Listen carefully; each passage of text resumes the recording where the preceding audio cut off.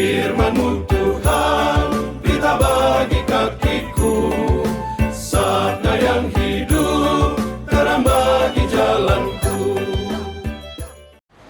Kita sering bertanya, siapakah saya? Pernah kamu bertanya? Atau masih sering juga sekarang ya? Masih bertanya, terutama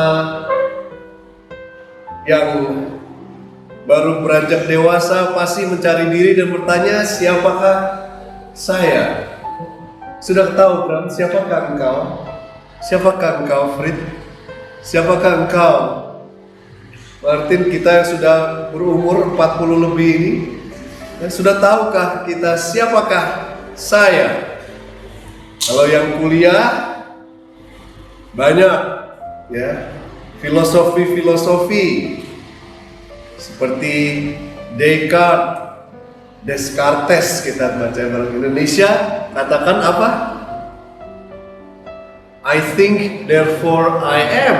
Saya berpikir dan itulah saya.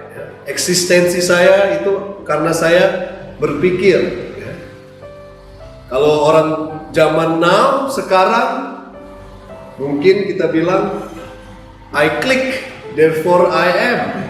Saya klik baru saya eksis. Ada yang sudah bilang tidak bisa hidup tanpa komputer. Rasanya seperti sudah mati jiwanya kalau tidak ada screen di depan dia satu hari saja. Atau zaman now, I am entertained, therefore I am. Semua harus entertainment, bahkan ya, kegiatan-kegiatan rohani pun kalau tidak entertaining, membosankan, berarti tidak usah datang. Sampai kita pun harus membuat segala sesuatu begitu entertaining supaya orang muda sekarang masih mau datang lagi ke gereja. I am entertained, therefore I am. Ya. Saya harus di-entertain. Kalau tidak, saya tidak eksis. Banyak lagi, ya, pernyataan-pernyataan saya adalah. Tapi hari ini kita dengar Tuhan Yesus yang mengatakan, saya adalah kebangkitan dan hidup. Ya. Saya adalah kebangkitan dan hidup. Santo Yohanes, penulis Injil, dia menulisnya begitu luar biasa dan dia pakai 7 pernyataan Tuhan Yesus. Ya. I am. Kalau kita tahu dari kitab Keluaran pertama, waktu Musa dipanggil di burning bush itu, di api yang menyala itu, Tuhan mengatakan saya adalah saya. Ya, I am who am. Bahasa Inggris tuh enak sekali dengar. I am who am. Saya adalah saya. Ya. Nah, Santo Yohanes itu membuka Tuhan Yesus, yang terakhir dia tutup yang ke-8 dengan kembali ke saya adalah saya. Tetapi pelan-pelan dia buka. Masih ingat tidak? Ayo, siapa saja, apa saja yang Tuhan Yesus katakan? Tadi sudah 1. Itu yang ke-5 mungkin. Saya adalah kebangkitan dan kehidupan. Saya adalah yang pertama, Yohanes ke-6. Yang belajar sudah kitab suci ini, saya adalah roti hidup, ya. Saya adalah roti hidup. I am the bread of life, ya. Dia buka di Yohanes 6. Siapa yang makan roti ini akan hidup. Siapa yang tidak makan ini tidak akan mendapatkan kehidupan. Lalu dia lanjut lagi apa? Saat dia menyembuhkan orang buta di Yohanes 8, saya adalah terang dunia. I am the light of the world. Ya. Yang kedua di Yohanes 8, lanjut lagi. Ya. Di Yohanes 10, saya adalah, ini yang jarang orang ingat ini, saya adalah pintu. Ya, I am the gate. Ya. Lalu dia lanjut pas Saya adalah gembala yang baik. Ya, I'm the good shepherd. Ya, pintu good shepherd yang membawa domba-dombanya melewati pintu. Ya, pintunya dia juga adalah gembalanya. Ya, dia juga adalah rotinya. Dia adalah terangnya juga yang membawa mereka. Lalu kita sampai di sini di Yohanes 11 yang adalah I am the resurrection and the life. Saya adalah kebangkitan dan hidup. Ya. Lalu terakhir kedua apa saja? Di Yohanes 14. Jalan dan kebenaran, ya, dan hidup. Kembali lagi, I am the way, the truth, and the life. Ya, itu yang keenam, dan yang terakhir dia katakan di Yohanes 15 kira-kira, saya adalah pokok anggur. Terima kasih Urban. Saya adalah pokok anggur. Ya, kita mengenal diri, mencari jati diri kita itu kita kenal dari siapa image yang dibuat. Ya, kita dibuat dalam gambaran, ya, Kristus sendiri, gambaran ilahi. Jadi referensi kita itu harus kembali ke Tuhan Yesus sendiri yang mengatakan saya adalah, ya, pokok anggur. Artinya kalau kita tidak kembali ke pokoknya, pasti kita punya jati diri juga lama-lama akan pudar. Ya.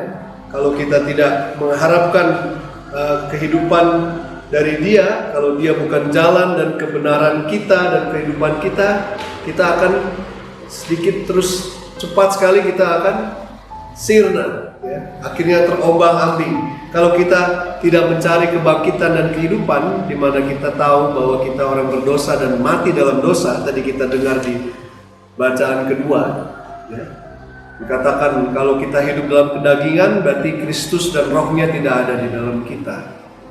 Tapi kita memang kehidupan kita, kalau ada Roh berarti ada kehidupan. Tapi kehidupan kita itu ya begitu kan. Saya sendiri menemukan bahwa kadang-kadang kedagingan saya lebih kuat, kadang-kadang kehidupan roh lebih kuat, ya. Tinggal tergantung yang mana yang saya kasih makan. Itu yang bisa tumbuh lebih baik, ya kan? Nah, di sini Tuhan juga mengatakan, ya, bahwa Dia dalam bacaan pertama itu, aku akan membuka kuburmu dan membangkitkan kamu dari dalamnya. Tadi kita dengar Lazarus yang sudah 4 hari. 4 hari itu pasti busuk memang. Terakhir kemarin saya waktu ada seseorang yang meninggal di tangan saya, belum setengah jam itu dia sudah mulai biru kakinya itu. Sudah dingin, sudah biru, itu baru setengah jam. Belum 1 hari. Ya, belum 4 hari itu sudah busuk memang, bau lagi. Ya, sudah tidak bisa lagi dikembalikan. Nah, lalu makanya sudah masuk kubur, tutup lagi batu. Itu image yang sangat kuat untuk kita, di mana kadang-kadang kita bagian-bagian dari jiwa kita itu kadang-kadang sudah begitu matinya, ya, kita kubur benar-benar, ya, sehingga kita tutup batunya itu tidak bisa lagi, dia tertutup gelap memang.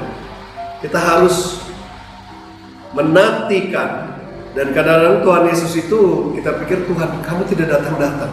Kalau kamu datang saya pasti baik, itu seperti Maria dan Marta. Kalau engkau datang saudaraku tidak akan mati. Memang manusia itu maunya mengharapkannya Tuhan selalu ada sampai kita tuh tidak pernah mati.